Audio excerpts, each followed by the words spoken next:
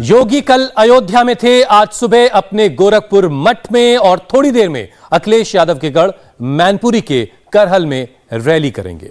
करहल विधानसभा seat से अखिलेश यादव विधायक हैं। योगी आदित्यनाथ करहल से सीधे अखिलेश को चुनौती देंगे, क्योंकि मैनपुरी जीतने के लिए बीजेपी करहल और जसवंत नगर विधानसभा सीट की घेरेबंदी कर रही है।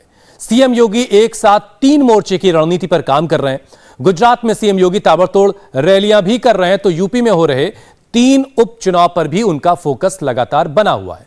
मैनपुरी से लेकर रामपुर तक डिप्टी सीएम से लेकर कई मंत्री कैंप कर रहे हैं। सीएम योगी नगर निगम के चुनाव पर भी रणनीति बना रहे हैं। मोर्चे 3 हैं। योगी को क्यों यकीन है, इस खास रिपोर्ट में देखिए।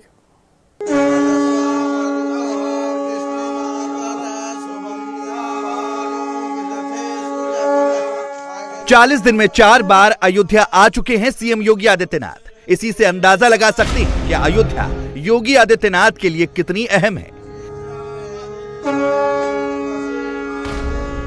सीएम योगी जब भी अयोध्या जाते हैं, हनुमानगढ़ी में दर्शन करना, रामलला के दरबार में हाजिरी लगाना नहीं भूलते।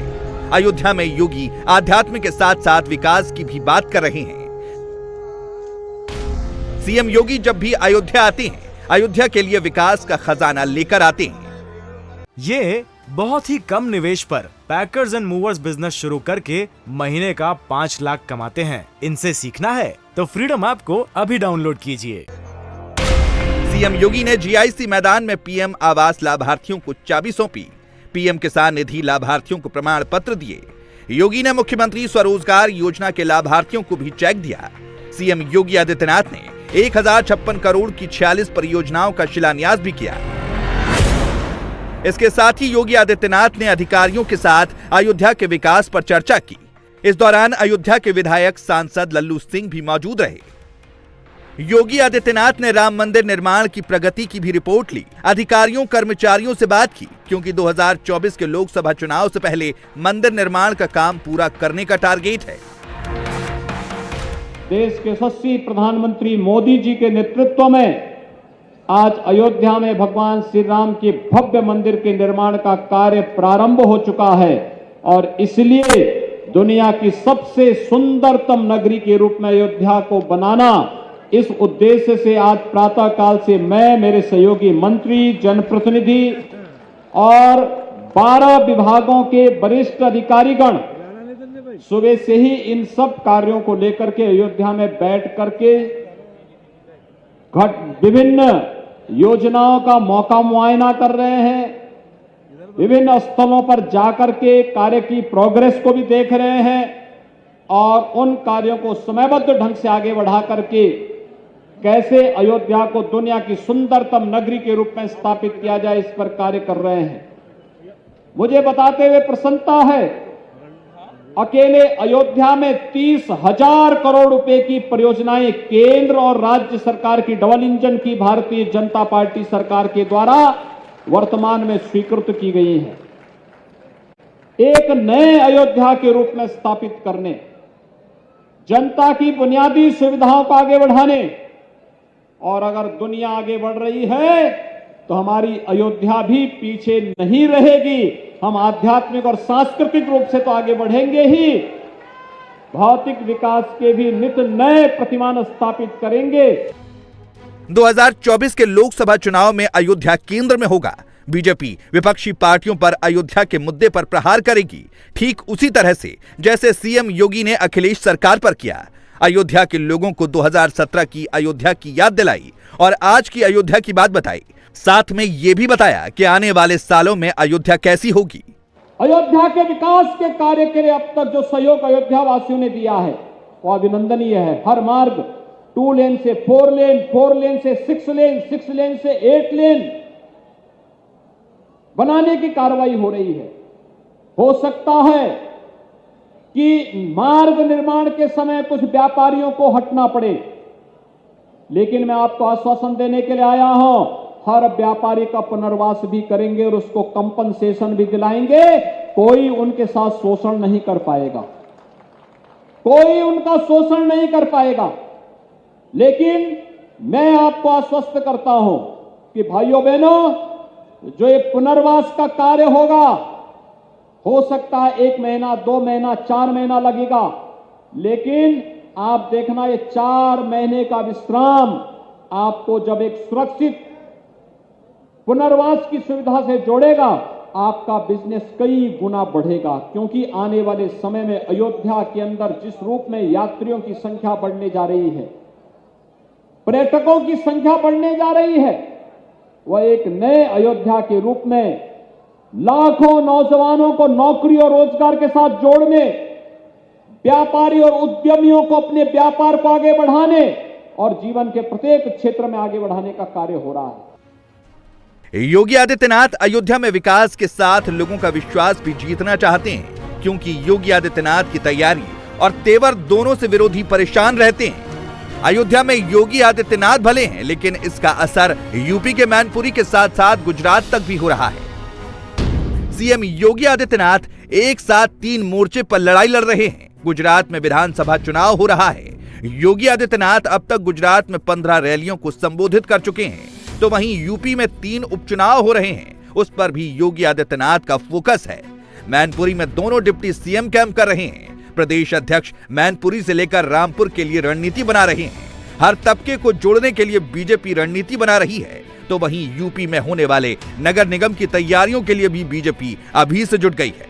यूपी नगर निगम चुनाव की तारीख भले ही अनाउंस नहीं हुई है, लेकिन सीएम योगी उसकी तैयारियों में जुटे हुए हैं। अयोध्या की धरती से सीएम योगी का यह संदेश अखिलेश यादव के साथ साथ सभी विपक्षी पार्टियों के लिए था। जिस अयोध्या पर 2017 से पहले किसी भी पार्टी की नजर नहीं पड़ी, उस अयोध्या का विकास तो हो ही रहा है। अयोध्या को नगर निगम भी योगी आदित्यनाथ ने बनाया। याद करिए 2017 के पहले अयोध्या में बिजली ही नहीं आती थी, और आज बिजली है कि जाती नहीं है अयोध्या से, यही तो अंतर है। पिछली सरकारें अंधकार में रहने के अभ्यस्त थी, इसलिए बिजली नहीं देती थी, और हमारी सरकार अयोध्या को 24 घंटे बिजली उपलब्ध करवा रही है। 2017 के पहले स्ट्रीट लाइट बेतरतीब थी, कोई पीली लाइट जलती थी, कोई नहीं जलती थी। जब लाइट ही नहीं रहती तो जलेगी कैसे?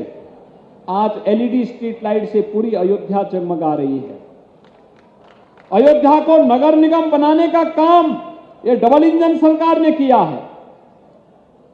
अयोध्या को एक देसी फसाड लाइटिंग के साथ जोड़ने की कार्रवाई हुई है, और अयोध्या के राम जी की पेड़ी 2017 के पहले जो पानी एक बार सरयू जी से आ गया वहीं सड़ता रहता था, आज आप देखते होंगे एक तरफ से पानी आता है और दूसरी तरफ से निकल जाता है।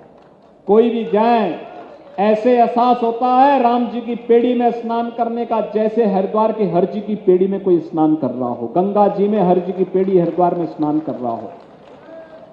ये नई अयोध्या की तस्वीर है। योगी राम की जन्मभूमि अयोध्या से गुजरात तक संदेश दे रहे हैं, तो गुजरात में बीजेपी भगवान कृष्ण की कर्मभूमि द्वारिका से हुंकार भर रही है। गुजरात विधानसभा चुनाव के लिए बीजेपी ने अपना घोषणा पत्र जारी किया। घोषणा पत्र में देवभूमि द्वारिका कॉरिडोर निर्माण करने को कहा गया।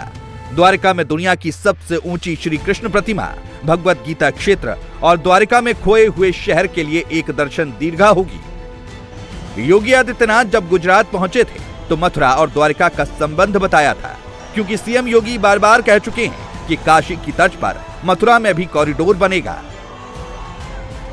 गुजरात की धरती बड़ी महान धरती है। उत्तर प्रदेश में जन्मे भगवान कृष्ण कन्हैया इस धरती पर आकर के द्वारिकाधीश हो गए। उत्तर प्रदेश के ही अयोध्या के पास छपिया में जन्मे भगवान स्वामीनारायण गुजरात में आस्था के प्रतीक बनकर के छा गए। गुजरात की धरती ने राष्ट्रपिता महात्मा गांधी दिया, जिन्होंने देश की आजादी को नेतृत्व देते हुए ब्रिटिश हुकूमत को भारत छोड़ने के लिए मजबूर कर दिया था। गुजरात की धरती ने लौह पुरुष सरदार वल्लभ भाई पटेल दिया, जिन्होंने भारत के एकीकरण में अपने लौह हस्त से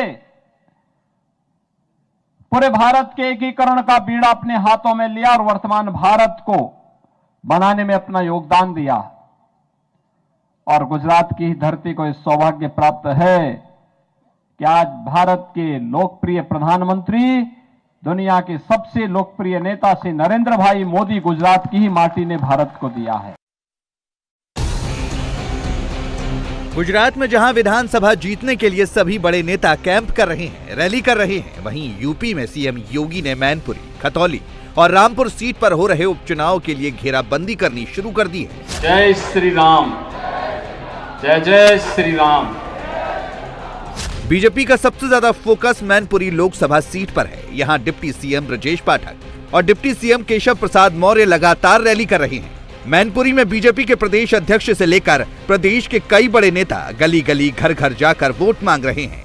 मैनपुरी में बीजेपी प्रत्याशी रघुराज शाक्य के लिए कैंपेन करने आए डिप्टी सीएम केशव प्रसाद मौर्य ने मैनपुरी में भारी जीत का दावा किया।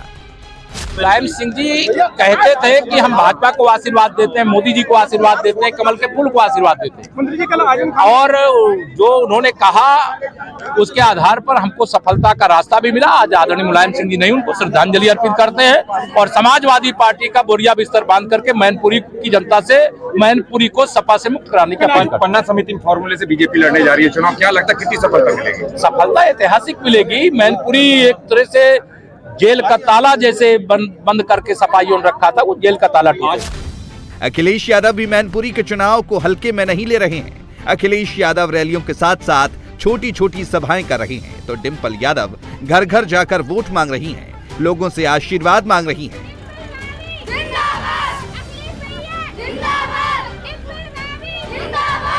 अखिलेश यादव ने मैनपुरी में कहा कि बड़े बड़े मंत्री आ रहे हैं, कैंप कर रहे हैं, लेकिन वोट लोगों से नहीं अधिकारियों से मांग रहे हैं। 100 नंबर गाड़ी बनाई थी पुलिस की, जिससे कहीं गरीब परेशानी में, तकलीफ में हो, कहीं हो खेत पे हो, कहीं फोन कर दे तो पुलिस मदद के लिए जान पहुंचती। लेकिन जब से 112 किया है, 100 से 112 नंबर बढ़ा दिया सरकार ने, तब से पुलिस वालों ने भी अपना रेट बढ़ा दिया। ये सब बातें ये जानते हो आप। हमारा आपसे विशेष निवेदन अपील है, ये मुख्यमंत्री जी आ रहे हैं अभी, ये जो डिप्टी सीएम जाने कितने मंत्री आ रहे हैं, ये सब अधिकारियों से वोट मांगने आ रहे हैं, जनता से नहीं वोट मांगने आ रहे हैं, अधिकारियों से। बताया जा रहा है कि मैनपुरी में योगी आदित्यनाथ 2 रैलियां करेंगे। एक रैली करहल विधानसभा में होगी, दूसरी जसवंत नगर विधानसभा में होगी। दोनों ही सीट पर समाजवादी पार्टी का कब्जा है। मैनपुरी सीट समाजवादी पार्टी का गढ़ माना जाता है, तो इसकी सबसे बड़ी वजह है यहाँ का सामाजिक समीकरण।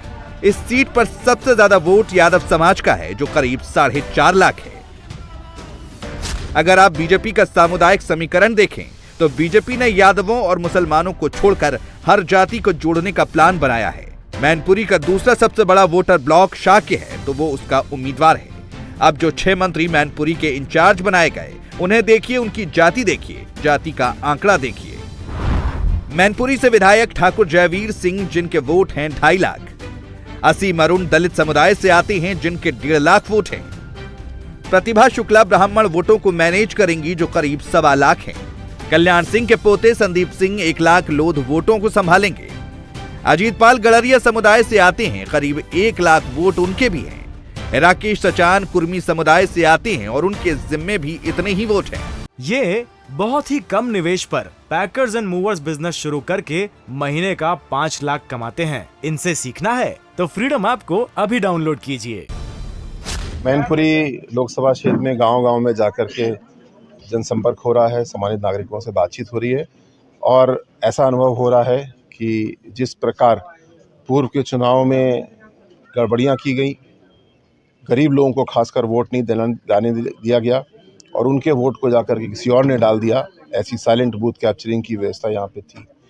इसको इस बार पूरी तरीके से ध्वस्त किया जाएगा और जितने भी सम्मानित नागरिक हैं बहुत ही व्यापक तौर पे सर्व समाज के भारतीय जनता पार्टी के साथ जुड़े हैं, समर्थन दे रहे हैं। इस चुनाव में खासकर ऐसा अनुभव हो रहा है कि अनुसूचित जाति समाज का एक बहुत बड़ा समूह है और उनका एक निर्णायक रोल इसमें होगा। मीडिया भी ऐसा लिख रहा है, मैं भी इस बात को समझता हूँ। बातचीत करने से समझ में आता है कि लोगों के मन में बहुत आक्रोश है कि समाजवादी पार्टी ने जब सरकार बनी, इनको मौका मिला तो अनुसूचित जाति के सम्मान को ठेस पहुंचाने के लिए इन्होंने कोई कसर नहीं छोड़ी। इंडिया टीवी हर वक्त हर जगह डाउनलोड करने के लिए सर्च करें India TV news Google play store या ऐप स्टोर पर।